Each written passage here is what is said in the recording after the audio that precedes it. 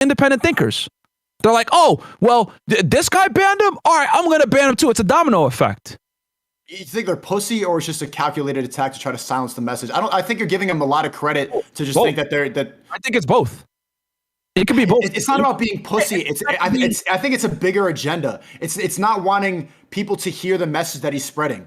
It's seeing what he's doing. It's seeing the effect. It's seeing the impact. It's seeing the stuff that he talks about as the truth. They don't want people to know the truth, so they need to silence him, and they need to do everything they can to try to destroy him. It's Nico, you do just both can about the feelings. At the same time, right? Both can exist at the same time, my friend.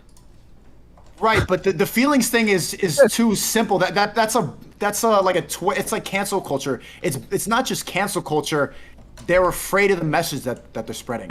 Destiny, what do you think about the fact that bank accounts are closed? Nico, what does that have to do with PR? Analysis, bro. Like when people do shit, it's typically not just for one reason. It's a whole bunch of reasons. Yes, is there one main reason why? It could be, yo, we want to silence this guy, but it could also be, yo, my friend over at Facebook banned him. I know him. My fucking son dates his daughter. I'm gonna ban him also because of that. Like, there's a bunch of different reasons why people do things. Obviously, there's a main reason, but we gotta be able to account for the fact that there's a bunch of other interests in it. I'm just saying that it all comes back to money. That's what typically, there's a reason why they say money is the root of all evil, okay? It comes back to money typically. Should have he been canceled? Hell no. Let's go deeper than that. Why does it come back to money? Because money is here this is okay. Oh, let me make a point. It all comes back to money because money gives you power, right, Myron? Of course, yes.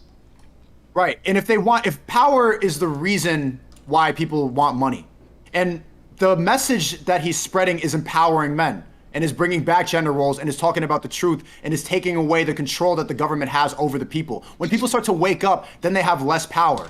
So it's bigger than money. When they see that kids are starting to wake up, that men are starting to realize the truth, that they're seeing that the brainwashing that's happening, they're like, fuck, we got to do something. It's bigger than money. It's about power. Yeah, it's influence. It's influence. That's another reason too. Like I told you before, what did I tell you about the kids? I told you that's a big reason. That was a big reason why they cited, like, oh, we need to get rid of Andrew because he's poisoning the kids. Even though he didn't, he made the kids fucking understand that there's winners and losers in life. You got to get out there and perform. You got to make money. You got to get in the gym. You got to train regardless of how you fucking feel. He gave a lot of good messages, but they're not going to look at that. They're going to go ahead and clip something stupid and say men and women are different biologically, etc. These are all facts, but we live in a world now where no one cares about the reals. They care about the feels. So again, I agree with you that, because here's the thing that people don't know. Andrew's been rich for years, for a very, very long time. He's been a multimillionaire forever, but it's only now that they're stepping in and doing something because of what? Influence. And they know he has the money. So they're like, okay, we want to cancel this guy, but he already has money. What are we going to do? We're going to shut down the payment processors. The conspiracy is that's what the red pill is realizing that everything is corrupted by power, and ultimately that's what everybody at the top desires. Well, it's way more complicated than just thinking about money or just thinking about the ads and like Facebook. No, it's super. This is the issue: is that it's not complicated. This is why I don't like these types of messages. Is because by making it sound like this really complicated superstructure that's overlaying all of society, we get to escape all the responsibility as humans and individuals and say, oh well, it's because of the government. Oh well, it's because of the Jews. Oh well, it's because all the corporations are controlling it. Bullshit. Corporations and companies are acting in exactly the ways that people want to see them act. That's why they do the things they do. If nobody in the United States, you're simplifying. I'm simplifying it because in some ways it is very simple. Here is a fact. Okay, if nobody in the U.S. gave a fuck about Andrew Tate, some fucking blue-haired loser at Google trying to ban him would get fired in an instant because people would be saying, "Why the fuck are you firing this dude that is bringing massive views into our company?" The reason why people like that get axed is because enough people in the United States, because of wherever the culture's at, don't like the dude. That, like, at the end of the day, that's going to determine who's in what area. That's going to determine who gets fucking banned, who's favoritism or whatever. Like, that's it. It's as simple as that. And the reason why I don't like it when people present these grand conspiracies is because in Sneako's world, like, what do we have to do to get people to protect freedom of speech? What do we have to do to get these people protected on these platforms? Well, we've got to fight this huge fucking never-ending conquest against the government that's trying to program all of society to keep men weak so that Hillary Clinton can feed us fucking, poison to keep us all like gay and trans or some shit. I don't know what the fuck I'm supposed to do with that message. Not only is it not actually resembling reality, it's a bad message to sell people because we're not going to be able to do anything with that. The reality is people in the United States, as our culture has shifted in one direction, and as it's gotten more homogenous online, where we're banning conservatives and shit, people have gotten used to seeing one thing and they become super intolerant of other things. And most people like that. and they want to keep pushing that. I don't need a conspiracy to explain why people go on Twitter. Hold on.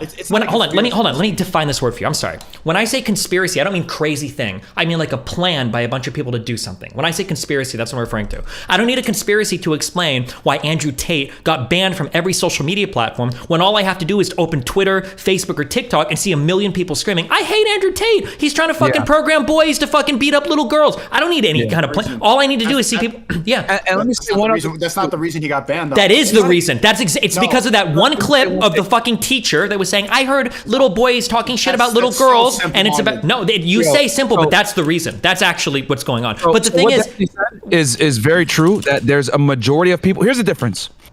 The thing is that there's a majority of people that don't like Andrew, but there's also a large amount of people that do like Andrew. The problem is that the people that do like Andrew are scared to speak up. That's the difference. Like when Trump won, right? When Trump won back in 2016, everyone was shocked.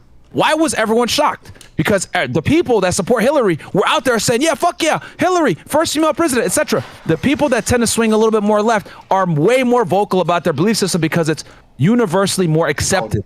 Okay, but guys that think like us, guys that think outside the box, exercising what critical thought is looked at as demonic, conservative, and you're a crazy alt-right winger, right? In this crazy ass world that we live in. So people like us tend to keep their opinions to themselves. Since you keep your opinions to yourself, what does everyone think? Just like what Destiny said, people see the crazy libtards and think this is the way it really is. Okay, but there is a silent amount of people that are large in fact that agree with Andrew Tate, but they can't vocalize it. The people that do vocalize are the crazy feminists, the fucking Antifa people, the weirdos, the SJWs. Those are the people that are screaming all this crazy shit because if you say anything that's conservative, you could lose your job, you could get canceled, and unfortunately, what we've learned about the left is they're willing to use violence against you. Look at defund the police, all this crazy violence shit. Places like Portland, Oregon, places like Minneapolis turn into fucking war zones over this shit. So people have an incentive to shut the hell up when they have opinions that tend to be a little more conservative. The problem is that what Destiny said, I agree with. The left is more vocal, so that's what they're going to listen to. They always say the The squeaky wheel gets the grease or something, or yeah, exactly. Yeah. The door that creaks gets the grease.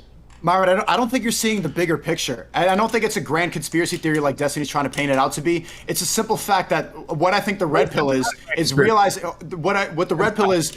What'd you say? No, he said it's not a grand conspiracy, is what he's saying.